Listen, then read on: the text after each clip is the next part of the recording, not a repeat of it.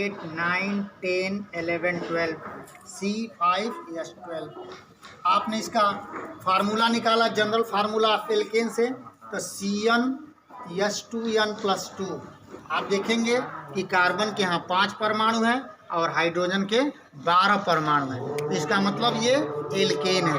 तो आप इसके संरचना सूत्र के आधार पर भी आप एल्केन की पहचान कर सकते हैं कि एल्केन के जो यौगिक होते हैं उसमें सिर्फ सिंगल बॉन्ड होता है। अब दूसरा उदाहरण खुली श्रृंखला का एल्केन का है। तो एल्कीन का जो सामान्य सूत्र है, general formula of alkene, general formula of alkene CnH2n। CnH2n का मतलब कार्बन के परमाणुओं की संख्या का दुगना होता है हाइड्रोजन इसमें, और इनमें कार्बन के किन्हीं 2 परमाणुओं के बीच एक कम से कम एक डबल बॉन्ड होता है। अब देखिए, जैसे एज फॉर एग्जाम्पल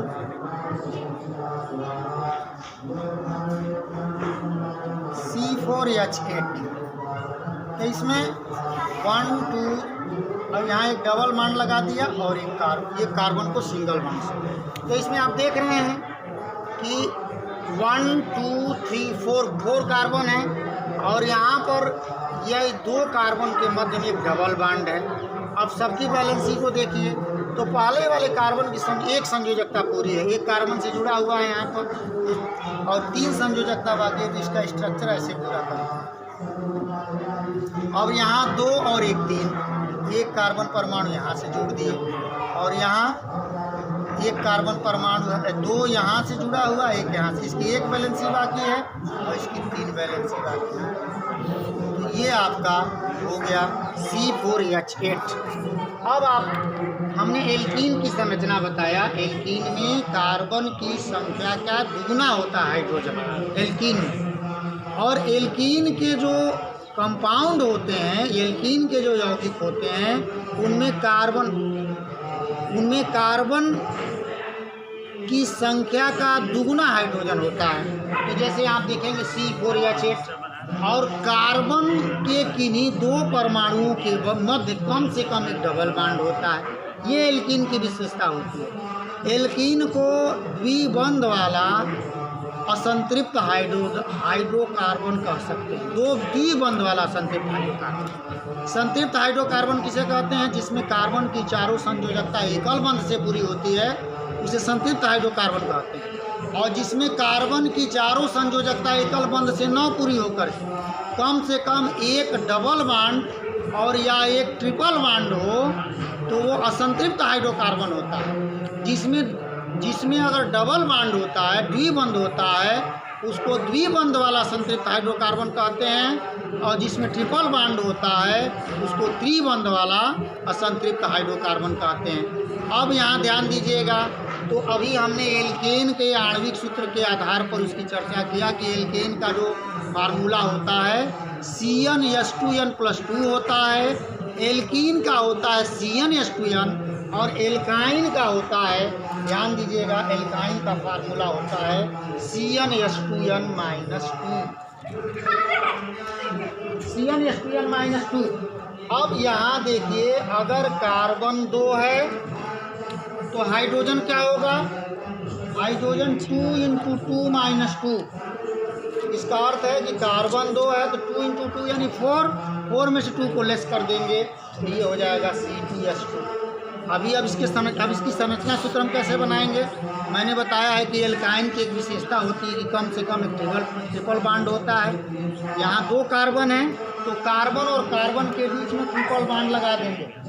जब ट्रिपल बॉन्ड लगा देंगे तो इस कार्बन की 3 वैलेंसी पूरी है, और इस कार्बन की भी 3 वैलेंसी पूरी है। एक वैलेंसी इसकी शेष है, तो इधर एक हाइड्रोजन जोड़ देंगे और इधर एक हाइड्रोजन जोड़ देंगे। ये इसी तरह से अगर एक और उदाहरण दे C3H4 की, तो C3H4 इसलिए कि कार्बन का 3 है, कार्बन के परमाणुओं की संख्या 3 है, 3 का अगर हम दुगना करेंगे तो 6 होगा, और 6 में से 2 लेस कर देंगे तो 4 होगा। यानी कि ये C3H4 CnH2n-2 के फार्मूले को पालन करता है। तो ये C3H4 CnH2n-2 के फार्मूले को पालन करता है। इसका अर्थ है एल्काइन।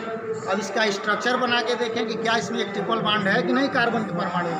तो हम 3 कार्बन ले लें और कहीं किन्हीं 2 कार्बन के बीच में ट्रिपल बॉन्ड लगा दें। अब यहाँ आप देखेंगे, यहाँ से देखिए इस कार्बन की कितनी वैलेंसी बाकी है, 3 वैलेंसी बाकी है इसकी। तो 3 हाइड्रोजन आप जोड़ देंगे और इस कार्बन की ट्रिपल बॉन्ड यहाँ से पूरा है और एक यहाँ से, इसकी पूरी वैलेंसी पूरी है। इस कार्बन की ट्रिपल बॉन्ड यहाँ से, इस कार्बन, आप इस कार्बन को देखिए तो 3 संयोजकता इस कार्बन से जुड़ा हुआ है और एक इधर से, तो 3 संयोजकता इधर से पूरा कर रहा है, एक इधर से, यानी इस कार्बन की चारों संयोजकता पूरी है और इस कार्बन की 3 संयोजकता पूरी है, एक बाकी है, एक हाइड्रोजन यहाँ लगा दें। अब यहाँ ध्यान दीजिए, अब हम एल्केन, एल्कीन और एल्काइन का IUPAC नाम कैसे निकालेंगे, IUPAC नाम। अब यहाँ देखेंगे एल्केन का, जैसे आप लोगों को बताए IUPAC नाम, IUPAC name of alkene. IUPAC का फुल फॉर्म है इंटरनेशनल, ये ध्यान दीजिएगा, ये अक्सर पूछता है कि भाई IUPAC का पूरा नाम क्या है, international union of pure and applied chemistry. International union of pure and applied chemistry. अक्सर ये पूछा जाता है कि IUPAC का पूरा नाम क्या है, तो international union of pure and applied chemistry. तो पहले हम ये जो जनरल फार्मूला है C4H10, ये एल्केन है, अभी मैंने बताया एल्केन इसलिए है कि कार्बन के 4 परमाणु हैं और इसका दुगना करेंगे तो 8 और 8 में 2 जोड़ देंगे 10, यानी CnH2n+2 के फार्मूले को पालन कर रहा है। इसमें कार्बन के परमाणुओं की संख्या से हाइड्रोजन उसके दुगने से 2 अधिक है, इसलिए एल्केन है। और एल्केन ये है तो इसका IUPAC में नाम लिखते समय अगर एक कार्बन होगा, एक कार्बन के लिए मेथ, 2 कार्बन के लिए एथ, 3 कार्बन के लिए प्रोप, 4 कार्बन के लिए ब्यूट, 5 कार्बन के लिए पेंट, 6 कार्बन के लिए हेक्स, 7 कार्बन के लिए सेप्ट। अब देखिए यहाँ पर कितने कार्बन है, 4 कार्बन। तो 4 कार्बन है तो आप देखेंगे 4 कार्बन के लिए हम लिखेंगे ब्यूट। और इसका IUPAC में नाम लिखते समय ये लास्ट के जो 3 अक्षर हैं A या E, लास्ट के जो 3 अक्षर हैं ये E हटा करके A या E जोड़ देंगे तो ये C4H10 का IUPAC में नाम हो जाएगा ब्यूटेन। उसी तरह से अगर C6H14 है तो 6 कार्बन के लिए आप लिखेंगे हेक्स, और हेक्स में आप A या E जोड़ देंगे तो इसका IUPAC नाम हो जाएगा हेक्सेन। तो ये मैंने आप लोगों को बताया कि एल्केन का IUPAC में नाम कैसे निकालते हैं। पहले नंबर ऑफ कार्बन के आधार पर आप लिखेंगे, जैसे अगर 4 कार्बन है तो यहाँ ब्यूट लिखेंगे और लास्ट के जो 3 अक्षर हैं A या E, एल्केन के जो 3 अक्षर लास्ट के हैं A या E जोड़ देंगे तो उसका उस एल्केन के जो कंपाउंड है उसका IUPAC में नाम निकल जाएगा। अगर 1 कार्बन है तो मीथेन, 2 कार्बन है तो इथेन, 3 कार्बन वाला अगर एल्केन है तो प्रोपेन, 4 कार्बन वाला है तो ब्यूटेन, 5 कार्बन वाला है तो पेंटेन, 6 कार्बन वाला है तो हेक्सेन, 7 कार्बन वाला है तो सेप्टेन, 8 कार्बन वाला है तो ऑक्टेन। अब हम एल्कीन की चर्चा कर रहे हैं, एल्कीन की। तो एल्कीन में आप देखेंगे एल्कीन का सामान्य सूत्र अभी मैंने बताया है कि एल्कीन का सामान्य सूत्र क्या है। एल्कीन का सामान्य सूत्र CnH2n है। इस सूत्र के आधार पर अगर जैसे कार्बन 3 है तो उसका हाइड्रोजन उसका दुगना हो जाएगा 6, और अभी इसका स्ट्रक्चर मैंने बताया है। कि अगर इसमें 3 कार्बन परमाणु है तो कहीं एक जगह डबल बॉन्ड से जुड़ा होगा, डबल बॉन्ड से जुड़ा होगा। अब यहाँ देखेंगे इसकी वैलेंसी 2 यहाँ पूरी है, 2 इधर हाइड्रोजन लगा देंगे, 2। अब इसका देखिए 2 इधर से और 1 इधर से, 3 है तो 1 इधर लगा देंगे और 3 हाइड्रोजन को इधर लगा देंगे। एल्कीन है। इसका IUPAC में नाम कैसे लिखते हैं एल्कीन में? तो जैसे मैंने अभी बताया थोड़ी देर पहले कि कार्बन अगर 3 है, कार्बन की संख्या 3 है तो लिखेंगे प्रोप। क्या लिखेंगे? प्रोप। और प्रोप में क्या जोड़ देंगे? प्रोप में क्या जोड़ेंगे? ENE।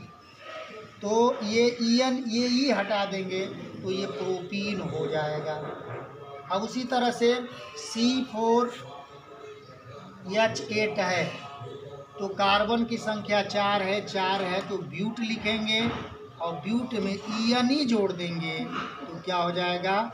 ब्यूटीन हो जाएगा, ब्यूटीन। इसका अर्थ ये है कि एल्कीन का जब भी हम नामकरण करते हैं तो कार्बन की संख्या के आधार पर हम जो भी कार्बन है उसकी संख्या के आधार पर उसका नामकरण कर देते हैं और लास्ट के 3 अक्षर हम जोड़ देते हैं तो वो एल्कीन का। जैसे अगर 4 कार्बन है तो ब्यूटीन, 5 कार्बन है तो पेंटीन, 6 कार्बन है तो हेक्सीन। अब आ जाइए एल्काइन की हम चर्चा करते हैं। खुली श्रृंखला वाले यौगिकों की भी चर्चा हम कर रहे हैं।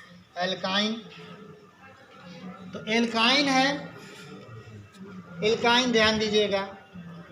एल्काइन में एल्काइन का सामान्य सूत्र अभी मैंने बताया। एल्काइन की पहचान कैसे करेंगे? इसके सामान्य सूत्र, अगर N कार्बन अगर N है तो हाइड्रोजन 2N-2।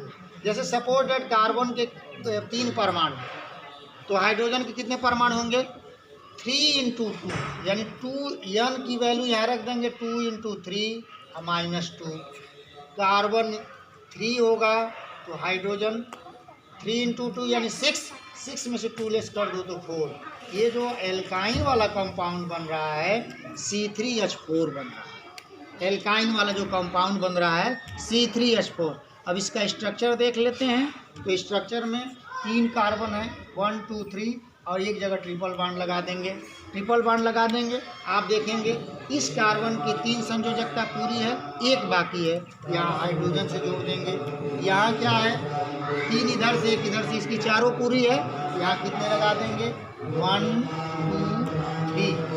आप देख रहे हैं यहाँ पर कि इसका जो आणविक सूत्र है ये C3H4 है। स्ट्रक्चर फार्मूले से भी आप इसको देख रहे हैं तो कार्बन की आप देखिए बड़ा इम्पोर्टेंट है ये। यहाँ 1 2 3 कितने कार्बन के परमाणु हैं? 3 कार्बन के परमाणु हैं। हाइड्रोजन 1 2 3 4। इसका मतलब यह है कि C3H4 यहाँ भी है, C3H4 यहाँ भी है।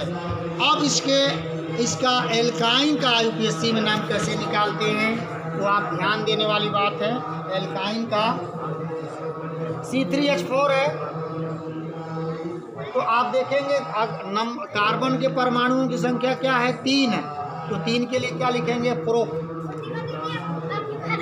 और प्रोप में एल्काइन है, एल्काइन में हम YNE जोड़ देंगे, YNE जोड़ देंगे तो ये हो जाएगा प्रोपाइन, ये हो जाएगा प्रोपाइन।